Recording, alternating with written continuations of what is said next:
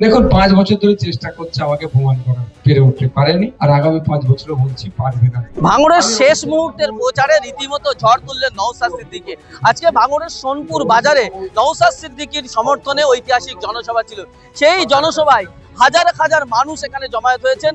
আর এই জনসমাবেশ থেকে রীতিমতো একদিকে গতকাল অভিষেক বন্দ্যোপাধ্যায় যে সমস্ত অভিযোগ তুলেছিলেন নওশাদ সিদ্দিকীর বিরুদ্ধে, সেই অভিযোগের রীতিমতো জবাব দিয়েছেন বক্তারা।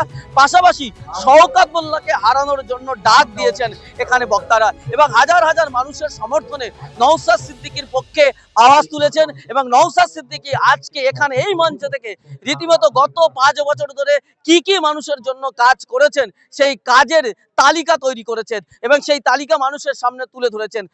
গোটা 13টা অঞ্চল, ভাঙড় বিধানসভা 13টা অঞ্চলে কোন অঞ্চলে কত টাকার কাজ করেছেন তার পূর্ণাঙ্গ হিসাব মানুষের সামনে জনসমাবেশে তুলেছেন, এবং কোন কোন অঞ্চলে কি কি কাজ করেছেন তার বিস্তারিত পরিসংখ্যান মানুষের কাছে খামবন্দি করে পাঠিয়ে দেবেন বলে এই মঞ্চ থেকে জানিয়েছেন। কি কি বলেছেন নওশাদ সিদ্দিকী জানাবো আপনাদের।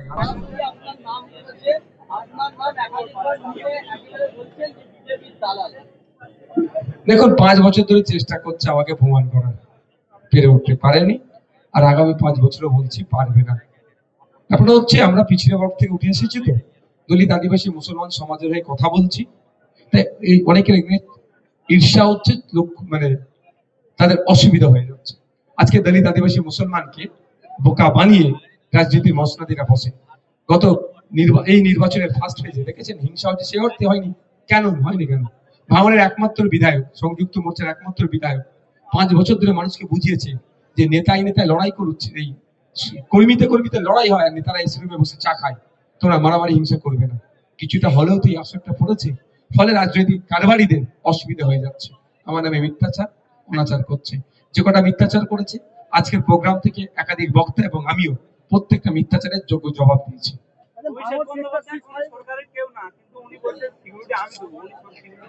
তাহলে বুঝুন, সরকার চলছে, একটা সার্কাস চলছে, সার্কাস চলছে।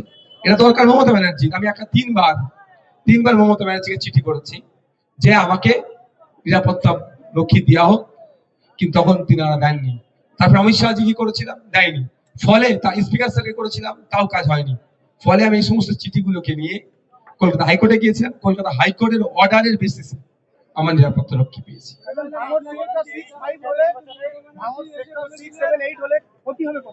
আরে আপনার বাস্তুচ্যুত করে দেবে তো। বাস্তু আজকে দেখুন না, সল্টলেকে যারা ছিল, রাজার নিউ টাউনে কোথায় তারা? পাঁচটার সময় বাড়ি, ওই বাড়ির আজকে যাদের জায়গার মালিক ছিল, আজকে তারা কোথায়? ওই বাড়ির দারোয়ান পরিচারিকার কাজ করছে। উচ্ছেদ হবে, আপনি সঠিক ক্ষতিপূরণ পাবেন, সেটাও পাবেন না। 20 লাখ টাকার কাটা, আপনার কানে বন্দুক ধরবে, 20,000 টাকা কাটাতে সই করাবে, তখন কি করবেন? ডেভেলপমেন্টের বিপক্ষে নয়, সাইন্টিফিক ওয়ে তো হোক না, নিয়ম মেনে হোক না, আমি নিয়ম মেনে ডেভেলপমেন্টের পক্ষে। এটা বড় প্ল্যান, এখানে প্রমোটিং হবে, এয়ারপোর্ট করে ওয়্যার হাউস হবে, গোডাউন করবে। এই সমস্ত জায়গার তখন কি থাকবে? কবরস্থান, শ্মশান কিচ্ছু ভাড়া রাখবে না, সব বুল্ডুজের চালিয়ে মাটির সাথে মিশিয়ে দেবে। মসজিদ, মন্দির, বাড়ি ঘর সব মাটির সাথে মিশিয়ে দেবে।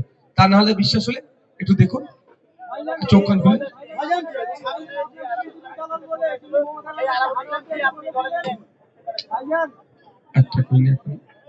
আলাবুল ইসলাম সাহেবের নেতৃত্বে খুন হয়নি, নেতৃত্ব খুন হয়েছিল শওকত মোল্লা সাহেবের। আলাবুল ইসলাম সাহেব প্ল্যাটফর্মটা দিয়ে ভুল করেছিল। আমাদের 3টে কর্মী খুন হয়েছিল, শহীদ হয়েছিল। তো 3টে কর্মীর পরিবারের সাথে কথা বলেছিলাম আমরা। তার পরিবার যখন ক্ষমা নজরে দেখছে যে আমরা ভাঙড়ার খুন খারাপি চাই না, ওকে ফিরিয়ে নিয়ে এসে যদি খুন খারাপি বন্ধ করা যায় তাহলে তো ভালো। কারো মায়ের কোল খালি হোক, কারো সন্তান পিতা হারা হোক, চাই না। তো মায়ের থেকে মাসির দরদ বেশি হলেও এইরকমই হয়। যেখানে এসে জ্ঞান দিয়ে যাচ্ছে আলাবুল ইসলামকে, যে খুনিরা যারা ক্ষতিগ্রস্ত হয়েছে, আমরাও হয়েছি, আমাদের ভাইরা খুন হয়েছে, তারপরে যারা পরিবারের দিক থেকে ক্ষতিগ্রস্ত হয়েছে তারা ক্ষমা নজরে দিচ্ছে। তারপরে অভিষেক বাবুকে বলতে হবে কেন? নওশাদ সিদ্দিকী বিরোধিতা করার মতো কোনো অপশন নাই। তাই কিছু না কিছু তো আমার বিরুদ্ধে বলে যেতে হবে। 1 নম্বর, যদি উনি সত্যিকার অর্থে এই আবেগ বুঝতেন, তাহলে নন্দীগ্রামের প্রার্থী যিনি হয়েছেন, পবিত্র কর না সম্ভবত কোন টাইটেল আছে, পবিত্র কর মহাশয়, যার নামে অভিযোগ আছে মুসলমানদেরকে খুন করার এবং দাঙ্গা লাগানোর মতো অভিযোগ আছে, সেই রেকর্ড আছে আমাদের কাছে। তাকে সকালে যিনি বিজেপি ছিল, দুপুরবেলা তাকে তৃণমূল জয়েন করে টিকিট দিল কোন মর্মে? তখন আবেগ ছিল না। বিজেপি থেকে এসছে এরকম অনেকজনকে টিকিট দিয়ে আজকে রাজ্যসভা লোকসভাতে পাঠাচ্ছে। সর্বোপরি ইমাম রাশিদির ছেলেকে যারা শহীদ করলো, যার অভিযোগ, সেই বাবুল সুপ্রিয়কে মিনিস্টার করেছিল এবং রাজ্যসভার এমপি করে দিল, তখন আবেগ ছিল না? এখন ভাঙড়ে এসে মায়া কান্না কাঁদলে হবে? হ্যাঁ, 26 নির্বাচনে শওকত মোল্লাকে জেতালে ভাঙড়ের মানুষের জন্য একের পর এক অফার। দু বছরের মধ্যে 50,000 ঘর দেবো। মমতা ব্যানার্জি বলছেন যা চাইবে তাই পাবে। কি বলবেন? ইঁদুর ধরা কল জানেন তো? ইঁদুর ধরা কল খাবার দিচ্ছে, যদি একবার ঢুকে যায় না বিপদ হবে। তো এখানে টার্গেট হচ্ছে ইন্ডাস্ট্রি তৈরি করা, ইন্ডাস্ট্রিয়াল এরিয়া বানাবে, এটা 1 নম্বর। সেক্টর ঠিক 6, 7, 8 বানাবে, এখানে জায়গা নেই, এখানে বানাবে। এয়ারপোর্ট বানাবে, তার সাথে সাথে প্রমোটিং হবে, এই জায়গাটা টোটাল দখল নেবে। নওশাদকে থাকলে নওশাদ তো ছাড়বে না, ইচ্ছার বাইরে 1 কাঠা জমি হাত দিতে দেবো না, তো সেই জন্য নওশাদ কাকে হারাবে, মাছটা ভাঙবে।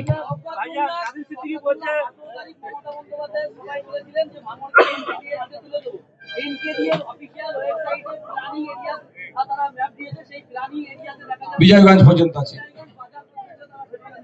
কিন্তু দেখুন ম্যাপ করে রেখেছে, ফিউচার প্ল্যান করে রেখেছে। নওশাদ সিদ্দিকী থাকতে বাস্তবায়ন হবে না, সেই জন্যই তো নওশাদ সিদ্দিকী হারাবার চেষ্টা করছে। সাধারণ মানুষ এনকেডিএ বলে ছেড়ে দিলে তো হবে না। নর্থ ক্যালকাটা ডেভেলপমেন্ট অথরিটি আন্ডারে আনা মানে আর কিছু যে জমি আর কিছু থাকবে না, সব সব কি হবে, কনভার্ট হবে, প্রমোটিং এর জায়গা হবে, আবাসন বানাবে। আর এখানে যারা কৃষক তারা 20,000 টাকা শতকে বলে উচ্ছেদ করে দেবে, 20 লক্ষ টাকা কাটাই বিক্রি করবে। আমি মোটেও ডেভেলপ বিরোধী নয়, সায়েন্টিফিক ওয়েতে ডেভেলপমেন্টের পক্ষে। কিছু যে জমি না থাকলে আপনি খাবেন কোথায়? কলকাতার অর্ধেক ফসল এই ভাঙড় যোগান দেয়। যদি এটা যদি হয়ে যায় তাহলে কলকাতা টান পড়বে আবার, তাহলে ইকোসিস্টেম ব্রেক হবে। আমরা ইকোসিস্টেম ব্রেকিং না হওয়ার পক্ষে, ডেভেলপমেন্টের পক্ষে, ওটাই সায়েন্টিফিক ওয়ে। কাসেম সিদ্দিকী বলছে আপনার বড় ভাইয়ের বাড়িতে বোম ছিল, তানারা তাদের পুলিশে তৈরি করতে না থাকলে কাসেম সিদ্দিকী পুলিশ ঢুকে আসতো না, কি বলবেন? তাহলে কাসেম সিদ্দিকী ভাইজান কোন জায়গায় বোম থাকলে সেই বোমটাকে না ধরিয়ে দিয়ে কাউকে ম্যানেজ করছে। আজকে কালকে কাসেম সিদ্দিকী ভাইজানের পার্টির কেউ একজন অন্যায় করলো, ওয়াকফ জমি চুরি করে নিল, দেবত্ব সম্পত্তি চুরি করে নিল, কোনো মেয়ের হাত ধরে টানাটানি করলো, কারো শ্লীলতাহানি করলো, পার্টির ছেলে বলে কি লুকিয়ে রাখবে? এই অভ্যাস তো ভালো নয়। কাসেম সিদ্দিকী ভাইজান আর একটা ভাইজানের নাম নিয়েছেন, পিরজাদা সাফি সিদ্দিকী ভাইজান। তো পিরজাদা সাফি সিদ্দিকী ভাইজানকে জিজ্ঞাসা করুন যে কথার মধ্যে কতটা সত্যতা আছে, উনি উত্তর দেবেন। ভাইজান, মমতা ব্যানার্জি উসমানী মণ্ডলকে হাড়োয়াতে এসে বলেছিলেন একসময় বিজেপির দালাল। বিজেপির দালাল দিয়ে আমরা ক্ষমা করি না, কিন্তু টিকিট চোখে যেটা হলো দেখলাম উসমানী মণ্ডলকে টিকিট দিল। প্রকৃত বিজেপি দালাল জানার পরেও আমি আপনাদের বলি, কম করে 50 জন আছে অলরেডি যারা আরএসএস বিজেপি যাদের ব্যাকগ্রাউন্ড, তাদেরকে মমতা ব্যানার্জি টিকিট দিয়েছে, কারণ তার পরিবারকে ইডি সিবিআই হাত থেকে, অ্যারেস্টের হাত থেকে বাঁচানোর জন্য যে কোনো সময় তাদেরকে লাফ মেরে পাঠিয়ে দেবে, যা চলে যা গিয়ে আমার পরিবারকে বাঁচিয়ে দে। তাই মিনাখা বিধানসভার ক্ষেত্রে বলবো, যারা বিজেপি এবং তৃণমূলের বিরুদ্ধে ভোট করতে চাইছে, একে অপরকে ভোট দেওয়ার প্রয়োজন নাই।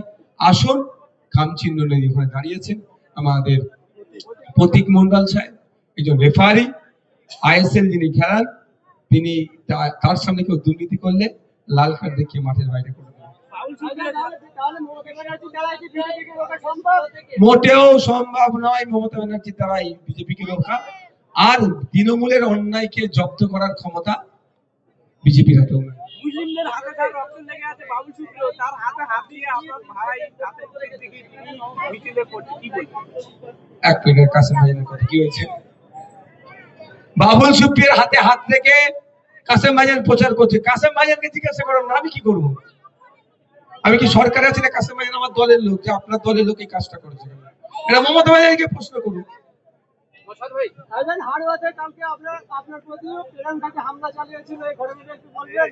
আমার ওখানে প্রার্থী অ্যাডভোকেট পিয়ারুল ইসলাম পেনের খোঁচা দিয়েছে, বেশ কয়েকজনকে অ্যারেস্ট করেছে, আর কয়েকজন বাকি আছে, যদি অ্যারেস্ট করে আইনি লড়াই করবে।